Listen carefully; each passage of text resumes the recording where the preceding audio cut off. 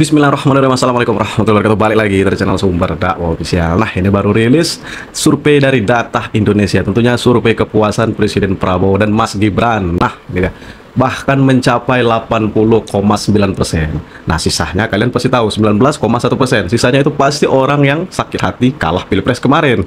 Gimana nggak puas coba? Kerja senyap era Pak Prabowo Mas Gibran makin agresif, bersih-bersih parah koruptor tentunya. Nih, coba kalian lihat ini, daftar koruptor yang tertangkap di era Pak Prabowo dan Mas Gibran. Yang pertama, kasus yang bikin geger kita kemarin yaitu kasus Pertamina yang mencapai kerugian negara sampai 968,5 triliun. Yang kedua, kasus suap pejabat untuk fashion show anak kemarin yang merugikan negara sampai 21,5 miliar. Yang ketiga, kasus suap LPEI pakai kode uang zakat yang merugikan negara sampai 11,7 triliun. Yang keempat, kasus korupsi Hakim Muiz kemarin yang merugikan negara sampai 300 triliun. Yang kelima, kasus impor gula, kasus temannya abah kalian nih yang merugikan negara sampai 515 miliar.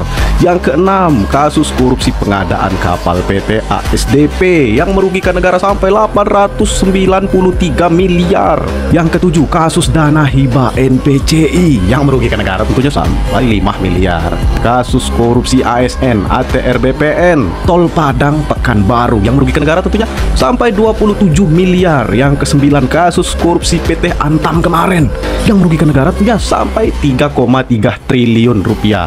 Yang ke-10, kasus suap Ronald Tanur yang mencapai kerugian negara sampai 20 miliar. Kasus korupsi PT Aset Pasifik Duta Palma Group yang merugikan negara sampai 450 miliar. Kasus korupsi dana desa yang angkanya hanya 280 juta saja. Dan yang terakhir yang masih hangat-hangatnya nih, kasus korupsi Sekjen DPR RI rumah jabatan yang merugikan sampai 50 miliar. Jadi wajar sih kalau RU perampasan aset sangat susah sekali disahkan karena Sekjen DPR-nya saja begitu. Jadi kalau ditotalkan dari 13 kasus korupsi, 54 koruptor itu mencapai 1.285 triliun. Gimana agak puas coba warga negara Indonesia di era kepemimpinan Pak Prabowo dan Mas Gibran tentunya. Dan itu belum tentu terjadi jika yang ono kemarin yang menang. Karena kita tahu kan, yang si Imam Mahdi kalian itu kan pendukung ya, para koruptor. Jadi tak mungkin kalau itu bisa terjadi. Begitu juga yang kubu merah, kan kita tahu mereka juga berkaitan masalah Pertamina. Tapi ada yang nggak suka nih dengan aksi bersih-bersih Pak Prabowo Subianto. Ini isunya akan ada lagi, katanya sih akan ada lagi Indonesia Gelap Jilid 2. Dan tentunya kalian tahu nggak siapa dalang di balik Indonesia Gelap Jilid 2 ini? Nih, ada Roy Suryo, ada Udah Peri. Pokoknya gerombolan-gerombolan sakit hati. Pasti ada pokoknya yang tidak akan senang dan tidak akan suka ketika Pak Prabowo ingin bersih-bersih di negara ini. Nah, ini ada yang ketahuan membagikan brosur. Pokoknya isinya penuh dengan ujaran kebencian. Parah sih Imam Mahdi kalian. Sudah memainkan politik identitas, sudah melakukan propaganda di masjid, secara tidak langsung mendoktrin mahasiswa untuk melakukan aksi Indonesia Gelap untuk kedua kalinya. Memang parah sih Imam Mahdi kalian. Menghalalkan segala cara demi memenuhi hasrat ambisi kekuasaannya. Oke, tanpa berlama-lama, langsung kita belajarnya. Bismillahirrahmanirrahim. Let's go.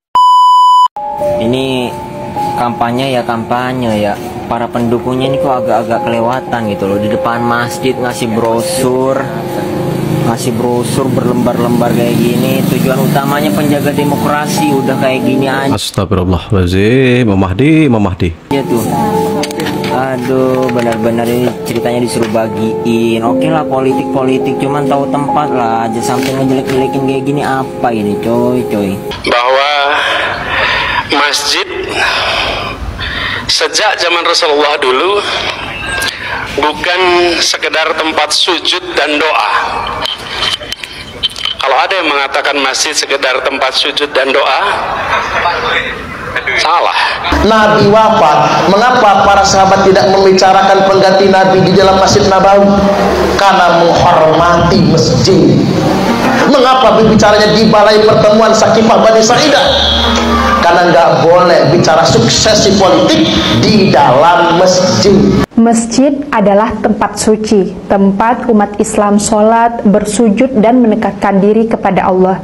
Dalam hadis, Rasulullah bersabda, masjid dibangun berlandaskan takwa, bukan tempat bersaing dalam urusan dunia dan politik. Untuk itu, seyogyanya, para ulama, penceramah, dan politisi menempatkan diri sebagai panutan moral dan pemimpin masyarakat yang memberikan teladan, bukan sebaliknya memanfaatkan masyarakat masyarakat untuk kepentingan birahi politik.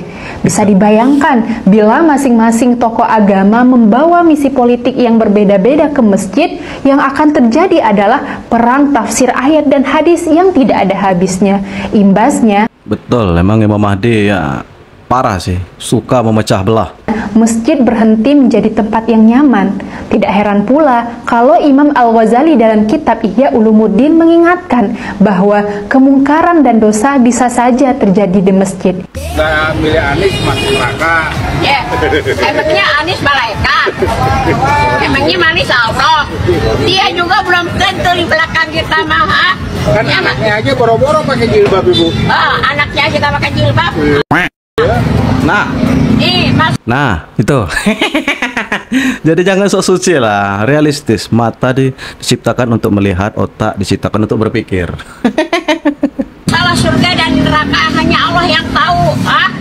Barangkali jangan salah, Prabowo kan haji. Jangan rasa dia paling hebat. Jangan jual belikan agama. Suasananya agak remang-remang di sini. Bukan karena efisiensi ya.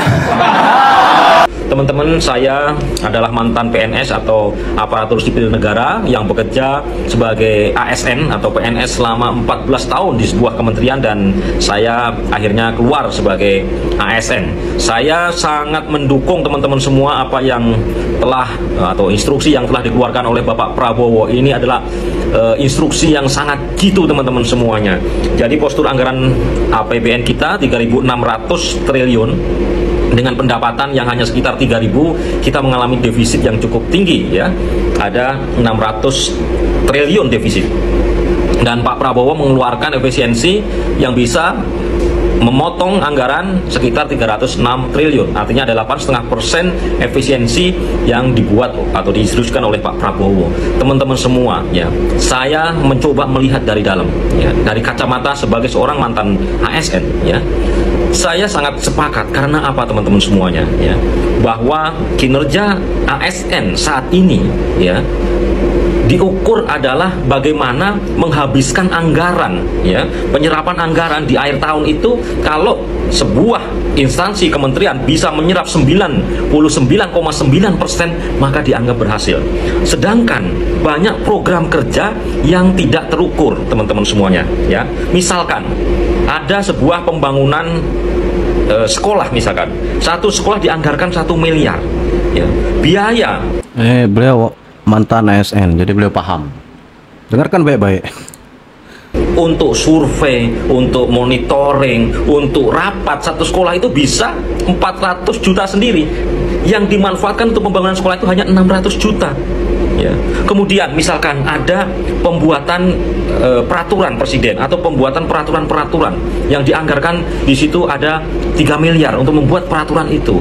Teman-teman semua, apa yang dilakukan ya? Dilakukan adalah rapat dari hotel ke hotel, konsinyasi dari hotel ke hotel, hanya ingin membahas terkait dengan materi dari peraturan itu, dan kadang ya diulang-ulang saja gitu. Jadi banyak sekali anggaran itu yang dipergunakan tanpa ya output atau apa namanya indikator kinerja yang tidak jelas ya. Jadi inilah yang membuat saya sangat sepakat dengan apa yang diinstruksikan oleh Pak Prabowo. Kemudian bagaimana perjalanan dia ke luar negeri ya. Ya, hanya sebatas kita ingin keluar negeri dengan membiayai ya, negara yang membiayai atau menggunakan fasilitas negara. Itu sudah lumrah di lingkungan ASN teman-teman semuanya. Sehingga ini harus dipangkas.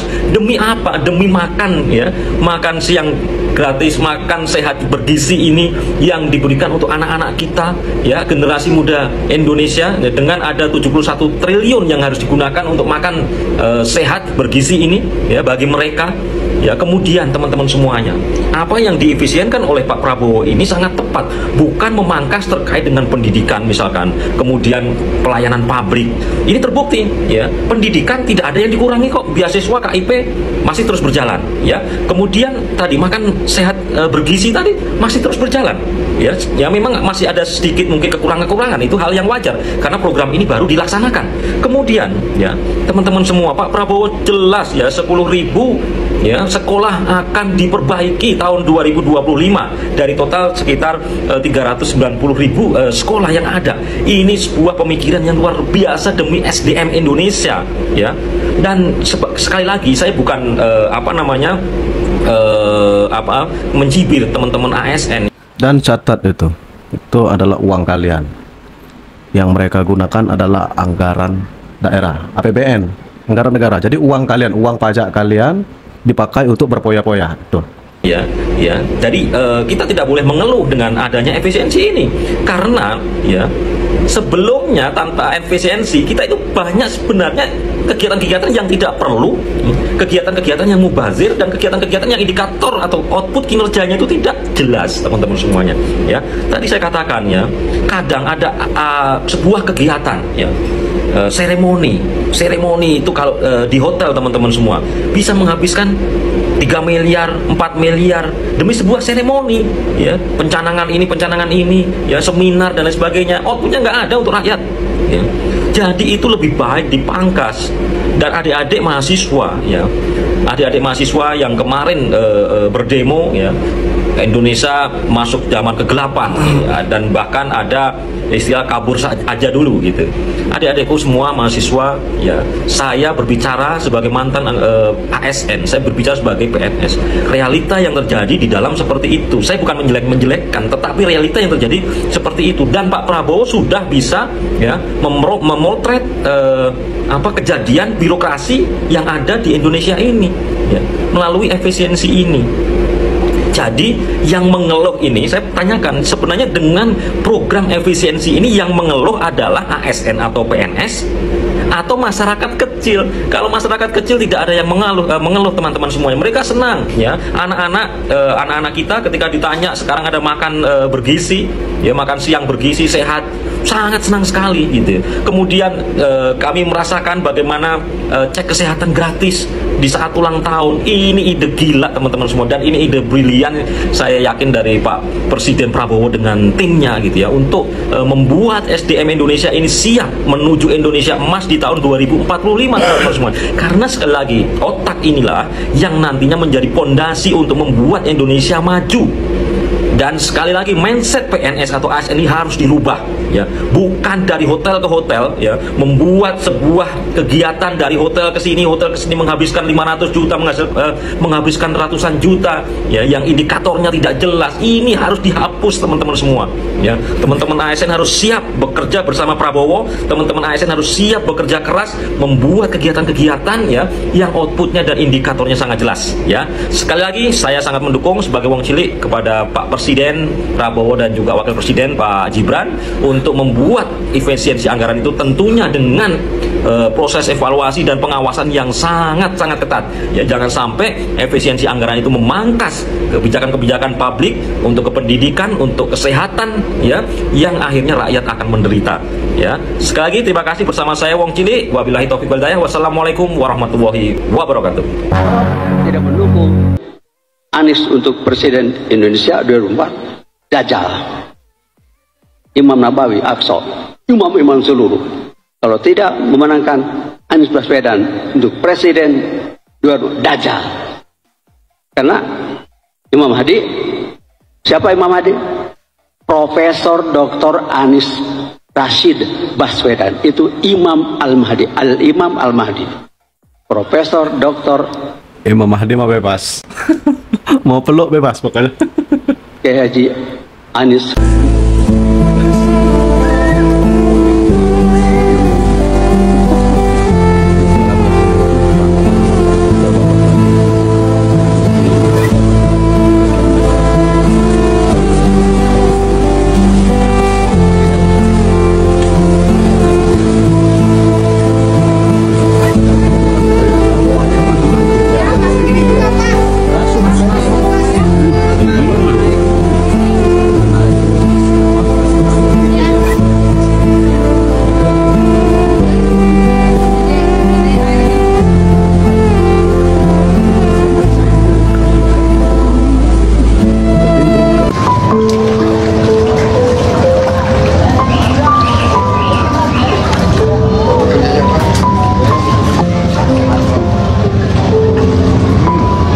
Pokoknya kita tidak pernah salah pilih presiden dan wakil presiden. Alhamdulillah ya Allah. Sehatkan, panjangkan umur Pak Prabowo dan Mas Gibran. Amin.